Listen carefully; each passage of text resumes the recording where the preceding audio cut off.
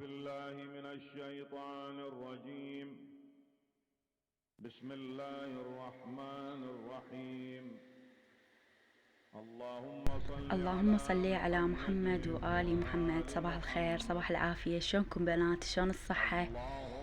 يا رب الكل بخير وبصحة وسلامة. وانتم تشاهدون فيديو اليوم ان شاء الله يا رب يعجبكم. واكيد اول ما نفتح الفيديو نصلي على محمد وآل محمد حتى تحل البركة علينا وعليكم.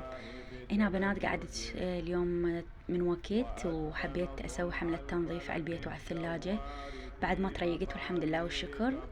قعدت شوية من وقت طفيت الثلاجة حتى تموع، لان جاي يشوفون كمية الثلج اللي موجودة بيها.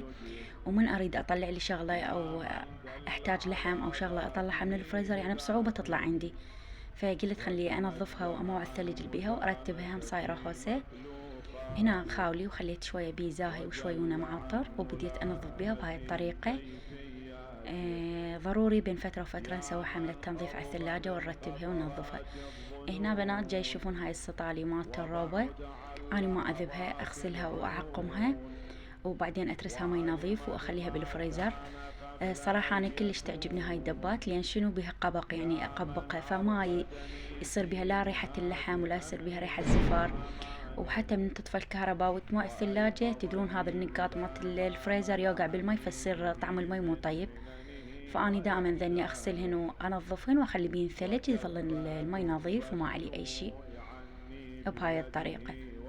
الصراحة أنا صار لي فترة ما منظفة الثلاجة، أنظف بس الخانة جوا، بس الفريزر ما أوصل له يعني أتعاجز من الثلج. وهاي تقريبا من رمضان أنا ما منظفتها. ومثل ما جاي تشوفون الهوسة مالت الفريزر، وهنا هم أنا قاعد أشرب شاي هاي الصبح. هاي الباقلة واللحم والخبز والبزالية والعجينة مالت البقلاوة فصايرة هوسة، وهاي الخبز فحبيت أرتبهم وأنظمهم. وبعد ما كملت تنظيف الفريزر رتبتهم بهاي الطريقة وصاروا أحلى وأرتب.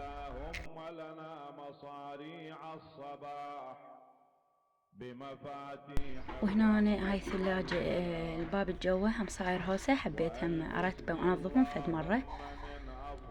هاي علامة الجودة مالتي.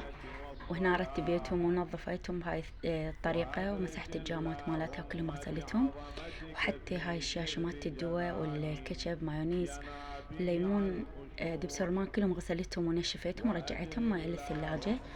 وهسه هيج خلصنا من الثلاجة. اليوم حبيت أشارككم عندي ثواب. راح أسوي تمن وباقلة بس شوية كمية هواي، فحبيت أشاركها وياكم. هنا عندي 3 باقات من الشبنت.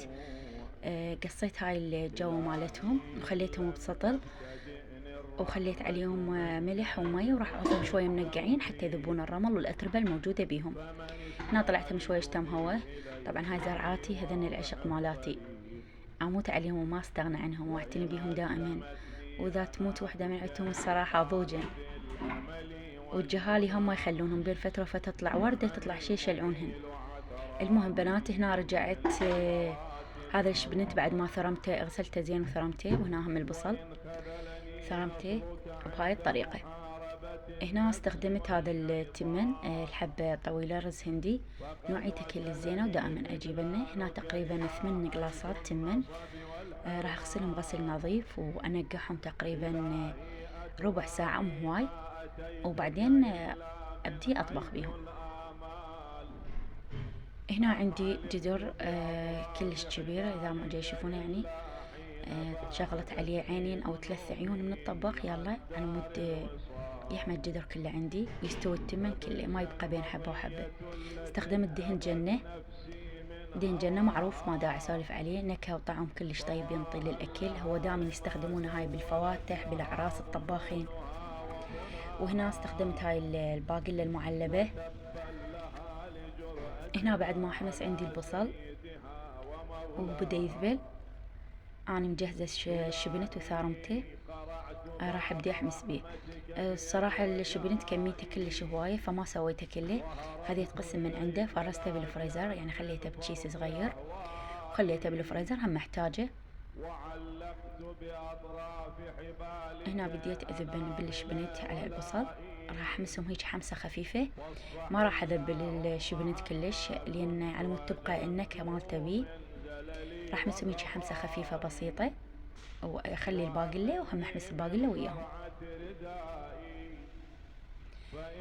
اللي تسألني او تقول الثواب لمن، الثواب اني اليوم مسوية ثواب للشهيد الثاني السيد محمد صادق الصدر، الله يرحمه، وصادف استشهاده فحبيت اسوي ثواب واثوب إليه. هنا بنات ضفت الباقلة، راح هيك حمسة بسيطة حتى لا تنمرد عندي، هي اصلا شوية كأنها ممرودة.